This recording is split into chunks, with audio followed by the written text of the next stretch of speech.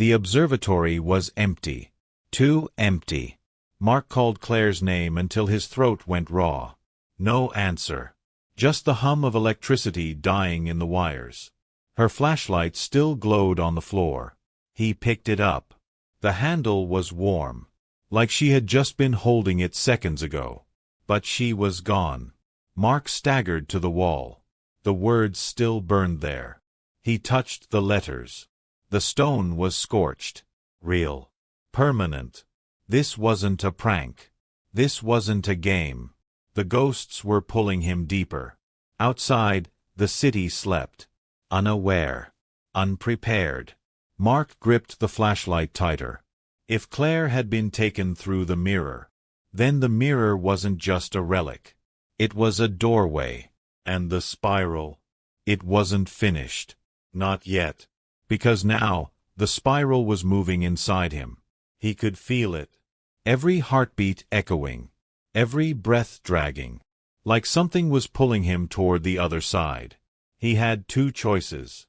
Walk away. Or follow the ghosts. And Marc Leclerc was not the kind of man who walked away. By dawn, Nice had changed again. Not visibly. Not at first. But you could feel it.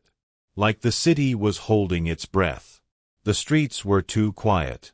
The markets half empty. The air thick, heavy, electric. Then the vanishings started again. Not one person. Not two. But dozens. Whole families. Apartments emptied overnight. Beds still warm.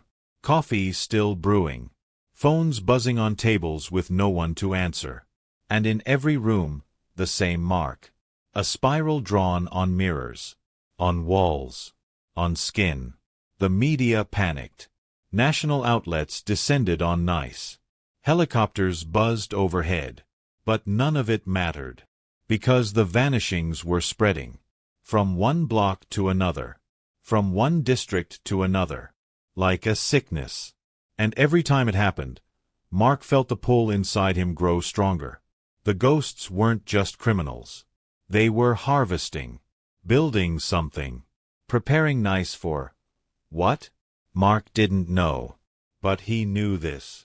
If he didn't find Claire, if he didn't break the spiral, the entire city would be gone within days.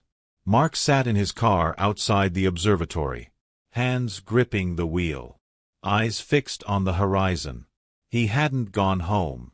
Couldn't. The thought of an empty apartment made his chest tighten. Claire was gone. The city was unraveling. And the ghosts were ahead of him at every step. Then, his phone buzzed. Unknown number.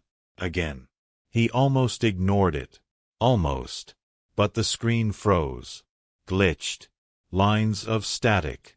Then words appeared. We have her. Mark's blood turned to ice. He typed back fast. Where is she?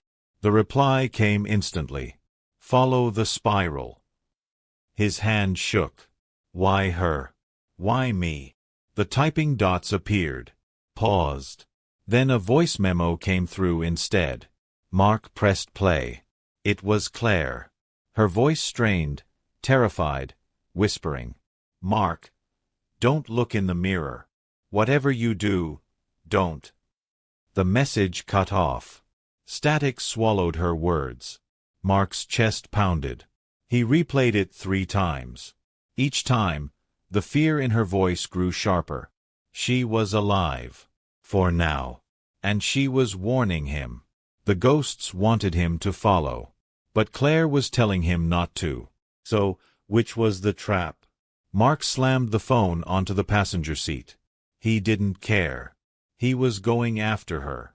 Mark drove hard through the streets. The spiral map burned in his mind.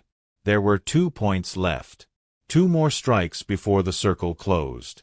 The next one hit at noon. A luxury gala at the Hotel Negresco. Politicians. Bankers. Celebrities. The kind of event where security was airtight. Mark pushed through the crowd, flashing his badge. Nobody wanted him there. But he didn't care. He scanned the ballroom.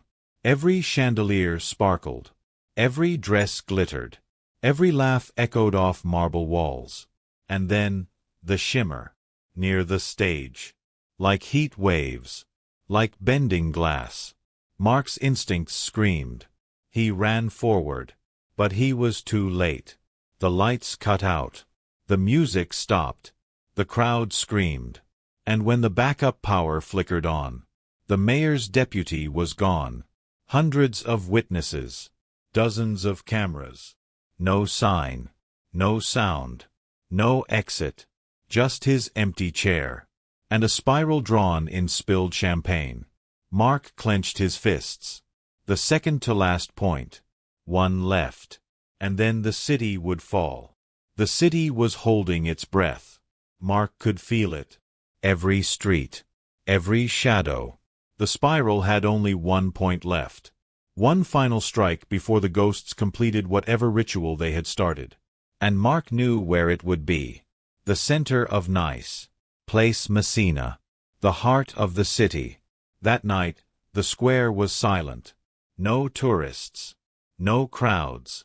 Just armed police, barricades, and flashing blue lights. Mark stood at the fountain. Eyes scanning. Breath sharp. Every nerve burning. If the ghosts wanted the spiral to close, they would have to come here. The air shifted. That same shimmer. Like heat bending the night. Mark shouted, "Show yourselves." The ground trembled. The fountain lights flickered. And then, they appeared. Not one. Not two. But dozens. Figures made of distortion. Half seen. Half vanished. Walking like shadows made of air. The ghosts. The watchers. Mark raised his gun. His voice shook. "Where's Claire?" The closest figure rippled. Then a voice, layered and inhuman, answered. "She is where you cannot follow. Yet." Mark fired. The bullet tore through the figure. And vanished. No blood. No sound. Only laughter. The spiral glowed beneath the cobblestones.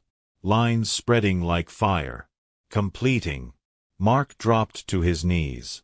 No. No, not here, not now. And with a deafening crack, the spiral sealed. The square shook. The fountain split. And from the ground, the mirror rose again. Whole. Unbroken. Alive. Mark screamed, "Claire!" And for a second, he saw her. Her face in the glass. Eyes wide. Hands pounding. But she wasn't alone. Behind her, thousands of shimmering figures. A city of ghosts. Waiting. Mark ran to the mirror. Fists slamming against the glass. "Let her out. Take me instead." The ghosts circled. Their voices layered. Soon the two cities will merge. The old world will end. The Watchers will rule again. Mark's hands bled. The glass didn't crack. Claire screamed soundlessly from the other side. Her breath fogging the mirror. And then, a choice. Mark remembered her voice on the phone. Her warning. "Don't look in the mirror." But he looked anyway. He locked eyes with Claire. And in that second, everything shattered. The mirror exploded outward, shards raining like knives. The fountain collapsed. The ground split open. Mark was thrown back into the square. Concrete ripping beneath him. Police shouting. Sirens wailing. And when the dust cleared, the mirror was gone. The ghosts were gone. And so was Claire. All that remained was a spiral burned into the earth, glowing faintly, beating like a heart. Mark crawled forward, his hands trembling. He touched the spiral. It pulsed under his palm. Alive. Hungry. And then, a voice whispered inside his head. "This is not the end.